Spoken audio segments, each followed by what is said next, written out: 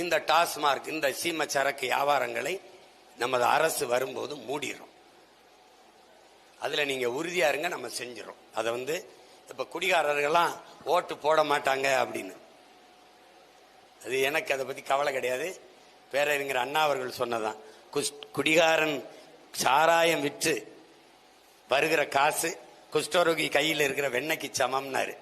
அப்படி ஒரு காசு வச்சு நிர்வாகம் செய்ய வேண்டியதே இல்லை. அது நமக்கு தேவையில்லை. நமக்கு மாற்று பொருளாதார பெருக்கத்துக்கு நிறைய திட்டம் இருக்கு.